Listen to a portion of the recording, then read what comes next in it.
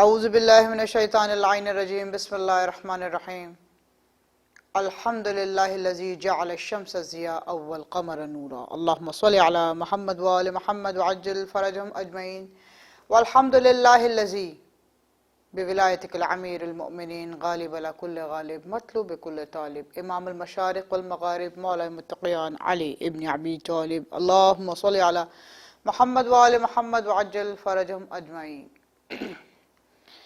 قال اللہ تبارک و تعالی فی کتابہ المبین وہو اصدق الصادقین وقول الحق انما یرید اللہ لیذہب عنکم الرجس اہل البیت ویطہرکم تطہیرا اللہم صلی علی محمد وآل محمد وعجل فرجهم اجمعین. تمام تعریفیں اللہ رب العزت کے لیے اور تمام تر درود و سلام محمد وآل محمد کے لیے جن کی محبت میں، جن کی معرفت میں پروردگار عالم نے اس کل کائنات کو خلق فرمایا ہے. درود و سلام ان پاک ہستیوں پر جن کی حفاظت پر خود پروردگار عالم مامور ہوا ہے اور قرآن مجید میں ان کو اسوۃ الحسنہ کے نام سے منسوب کیا ہے. سورہ احزاب 33واں سورہ آیت نمبر 21. لقد کان لکم رسول اللہ اسوۃ الحسنہ. اللہ رسول خدا کے حسن اخلاق کو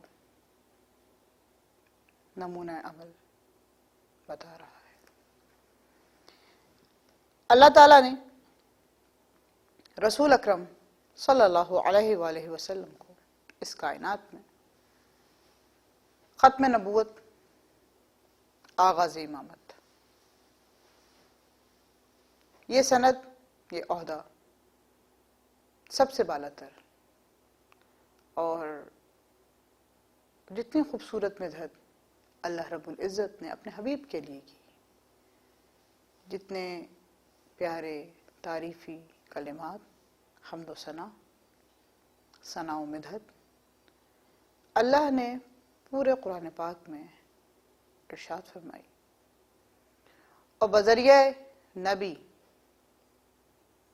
کل عالمین کے لیے ہدایت آئی اور خصوصاً مسلمان اس کو سمجھنے پر مامور ہوئے.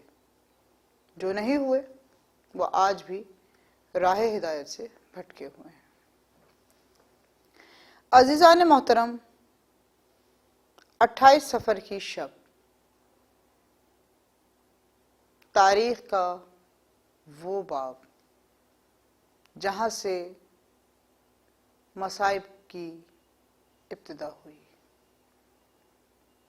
جس خانوادے کو پروردگار عالم نے اسوۃ الحسنہ کہ دوسرے سورہ مبارک میں سورہ بقرہ آیت نمبر 201 ربنا آتینا فی الدنیا حسنۃ وفی الآخرۃ حسنۃ وقنا عذاب النار. پروردگار عالم ہمیں دنیا میں بھلائی عطا فرما اور آخرت میں بھی بھلائی عطا فرما تاکہ ہم جہنم کی آگ سے بچ سکیں. عزیزان محترم، بہت مختصر گفتگو، قرآن پاک کی 2 آیت سے استفادہ کیا اور آپ کے سامنے آیت کے نام، سورہ کے نام، آیت کے نمبر بھی بیان فرمائے. دونوں آیات میں اللہ نے حسنہ کا لفظ استعمال فرمایا. یہ حسنہ وہ جو اسوۃ الرسول ہے، دنیا میں بھلائی عطا فرما. بھلائی کیسے عطا فرمائے پروردگار؟ ان کے ذریعے جو عالمین کے رب ہیں، ان کے ذریعے جو اس کائنات میں اس نے اپنی محبت میں ان کو صادر فرمایا ہے، ان کا نزول کیا ہے، ان کا ظہور کیا ہے. اللہ اپنے حبیب کو والشمس والضحاہا کہہ کے مخاطب کر رہا ہے. اور قسم کھا رہا ہے، اے میرے حبیب، میں آپ سے اور آپ کے پورے خانوادے سے لامحدود بے لوث مودت رکھتا ہوں۔ اللہ نے بظاہر جبرائیل علیہ السلام کے پورے خانوادے پر ایک رحمت ہمیشہ نازل رکھی، اور اللہ نے زمانے کے سامنے بذریعہ وحی بتایا کہ رسول کو پیغام بوسیلہ پہنچ رہا ہے، لیکن سوچنے کی بات ہے، جو اپنی اندیت سے جس کو ظاہر کر رہا ہو اور جس سے ایک کے بعد دوسرے کو منسوخ کر رہا ہو، اور پھر حجاب میں اس نایاب گوہر کو محفوظ کر رہا ہو، کیا وہاں پہ کسی ذریعے یا وسیلے کی ضرورت ہے؟ اللہ نے ارشاد فرمایا، رسول نے کہہ سنایا، عمل کیا، خانوادہ رسول امامت کی وہ پہلی منزل جس کا آغاز ہے، جس کے سرے کا نام ہے، جو سرہ شروع ہوتا ہے نام علی ابن ابی طالب علیہ السلام، اور وہ سرہ ختم ہوتا ہے حضرت محمد کے ابن جناب امام صاحب العصر والزمان عجل اللہ تعالی فرجہ، اللہم صلی علی محمد وآل محمد۔ عزیزان محترم، یہ ہیں وہ لوگ جو مانند تسبیح جناب سیدۃ النساء العالمین سیدہ فاطمہ محدثہ عالمہ غالبہ زوجہ مظہر العجائب، یہ ہیں اس کل تسبیح کا سرا، وہ امام، وہ معدن الرسالہ جس کا ہر ایک ابن لاجواب ہے، اور یہ معدن الرسالہ، معدن الاسوۃ الحسنہ، مانت الحسنہ، یہ ہیں وہ جو زمانے میں صبر کے ذریعے حسن و اخلاق کی تعلیم دے رہے ہیں، بابا ہوں یا شوہر ہو یا اولاد ہو، سبھی صبر کا مظاہرہ کر رہے ہیں۔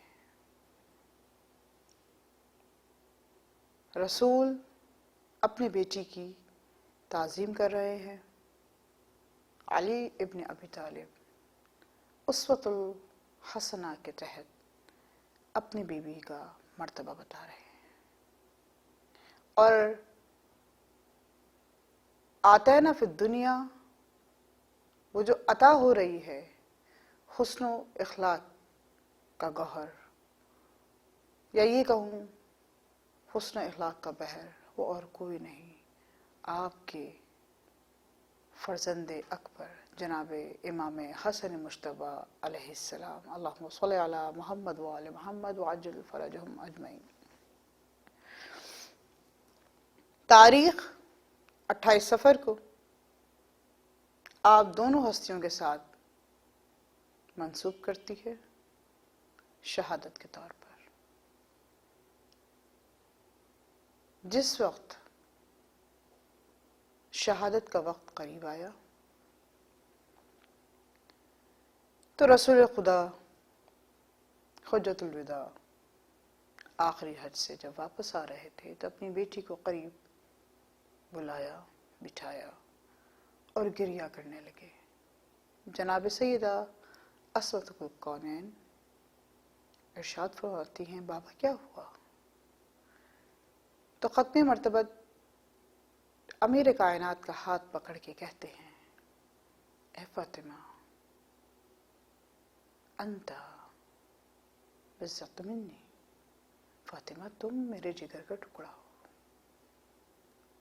اور ہر باپ یہ تمنا کرتا ہے کہ اس کے گھر میں ایک بیٹی کا عطیہ عطا ہو، تاکہ وہ اپنے دل کی ہر بات اس بیٹی سے کر سکے۔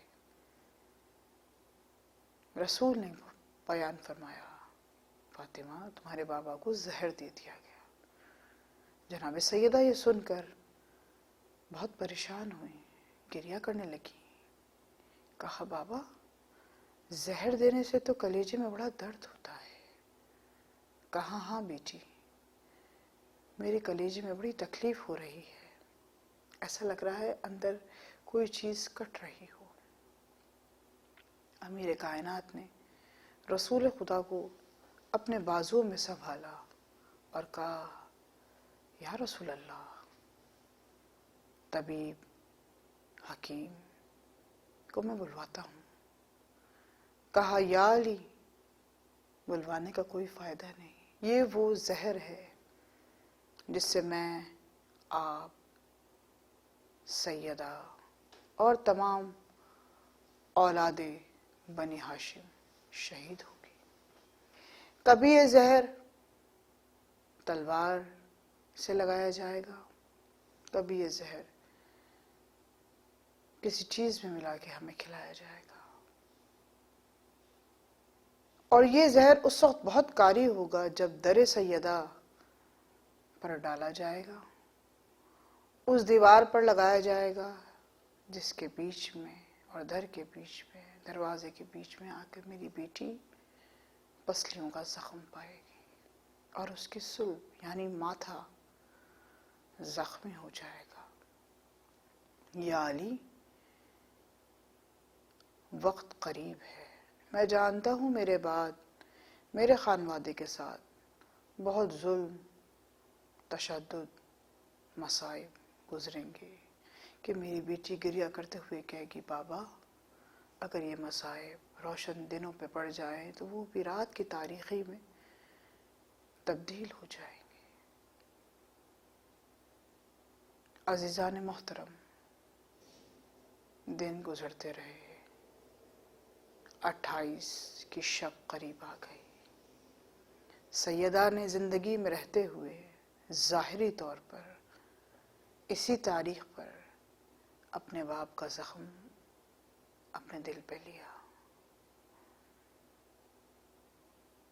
بابا کو رونے نہیں دیا، بس یہ کہا آپ کے پاس آپ کی بیٹی موجود ہے، لیکن بابا آپ نے مجھے بتایا ہے باپ کی زینت ہوتی ہے بیٹی، جس گھر میں بیٹی موجود ہو جنازے کی رونق بنتی ہے، لیکن بابا زمانے پرآشوب میں دیکھ رہی ہوں، یہ زمانہ آپ کے سامنے ہی تبدیل ہونے لگ گیا ہے۔ نعوذ باللہ، آپ کی آخری کلمات کو لوگ ہذیان کا نام کہتے ہیں۔ بابا اگر سیدہ زندگی میں رونے کا حق ادا نہ کر پائے تو بابا قبر میں پہنچ کے سیدہ مسلسل ماتم کرے گی۔ مظلوم کربلا کے سوگواروں، رسول خدا آج کے شب میں سیدہ سے کہتے ہیں اے سیدہ میرے مصائب کچھ بھی نہیں، ہاں آج کی تاریخ میں جب تم موجود نہ ہوگی ایک مصائب ایسے ہوں گے کہ مجھے تو کلیجے میں درد ہو رہا ہے نا۔ تم کہتی ہو حسنین شریفین سے کہ نانا کے گلے نہ لگا کرو، اے سیدہ ان کے گلے لگنے سے میرے دل کو ٹھنڈک پہنچتی ہے، میرا کلیجہ جو زہر سے کٹ رہا ہے اس کو تھوڑی دیر کے لیے ٹھنڈک مل جاتی ہے۔ سیدہ اے میری بیٹی، اے حجاب عصمت کی مالک، ملکۃ العرب تیرے پردے کی حفاظت کرے، تیری اولاد کی حفاظت کرے۔ سیدہ تم میرے کلیجے کے درد کو دیکھ کر پریشان ہو رہی ہو، میری آنکھوں کے آنسو کو دیکھ کے پریشان ہو رہی ہو، میرے زرد چہرے کو دیکھ کے پریشان ہو رہی ہو۔ اے سیدہ یہ زہر آج کی تاریخ میں تیرے لخت جگر حسن مشتبہ کو پلایا جائے گا۔ جانتی ہو سیدہ، میرے کلیجے کے ٹکڑے تو زمانے کے سامنے نہ آ سکے، لیکن آج کی تاریخ میں جب حسن مشتبہ کو یہ زہر دیا جائے گا تو تشت میں منہ کے ذریعے 72 ٹکڑے کلیجے کے نکلیں گے۔ سید ہزاروں قطار گریہ کر رہے ہیں، بابا میری بڑی محنت کی کمائی ہے، عالیہ مرتضیٰ نے بڑی محنت کر کے بچوں کو پالا ہے۔ کہا سیدہ اور سنو، اے بیٹی اس لیے بتا رہا ہوں کہ جب جس بچے کا ظہور ہوا میں نے تمہیں ایک ایک مصائب بتائے۔ آج میرے سامنے حسنین شریفین بھی ہیں، آج میرے سامنے زینب و کلثوم بھی ہیں۔ دو بچے میری آنکھوں کے سامنے نہیں، ایک وہ جس کو تمہاری صلب میں ہی شہید کر دیا جائے گا، اس کا نام محسن ہے، اور ایک وہ جس کو میرا بھائی علی نماز شب میں مانگے گا، جس کے لیے تم کرتا سی کے رکھ کے جاؤ گی، عباس با وفا۔ جانتی ہو سیدہ، انما یرید اللہ کی سند کی حفاظت عباس با وفا کریں گے۔ تطہیر کا وارث علی مرتضیٰ کا بیٹا، حسنین شریفین کا بھائی، میرا بھتیجا بھی، میرا نواسا بھی۔ اے سیدہ، یہ زہر جس وقت خنجر پہ لگا ہوگا تو تم حسین کی رگیں کٹتی ہوئی دیکھو گی، یہ زہر جب گرز پہ لگا ہوگا تو تم عباس کا سر شگافتہ دیکھو گی۔ اے سیدہ، زمانہ وفا نہ کرے گا۔ عزیز و سیدہ، یہ تمام مصائب سن کے گریہ کر رہی ہیں۔ کیا حال ہو اس بیٹی کا جس کا باپ ایسے مصائب بیان کر رہا ہو کہ کلیجہ اور آنکھیں کٹنے کے لیے تیار ہو، کلیجہ خون رو رہا ہو، آنکھیں آنسو بہا رہی ہو، اور وہی ہوا جو رسول خدا نے فرمایا۔ ایک ایک لفظ مانند آیت، مانند سورہ قرآن کی تحریر بن کر تاریخ سامنے آئی کہ 28 کی شب میں جب امام حسن کو زہر دیا گیا تو میرے مولا مسند صلات کی طرف مستقل بڑھتے ہوئے کہہ رہے تھے، اشہد ان وحدہ لا شریک لہ واشہد ان محمدا عبدہ ورسولہ واشہد ان علیٰ ولی اللہ وصی رسول اللہ وخلیفتہ بلا فضل واشہد ان انا امام المتقین۔ اور مسند کی طرف جاتے ہوئے میرے مولا نے کہا، اس خاتون کی طرف دیکھ کر جو زہر دینے کے بعد آنسو بہا رہی تھی چند سونے کی ٹھیکریوں کے لیے، میرے مولا تشت میں کلیجے کے ٹکڑے اگلتے جا رہے تھے اور آنکھوں سے آنسو روا تھے۔ تاریخ نے لکھا، ایک بھائی کے جنازے پہ 72 تیر برسے اور ایک بھائی کا جنازہ تیروں پہ معلق رہا۔ علی لعنت اللہ علی القوم الظالمین وسیعلم الذین ینقلبون منقلبین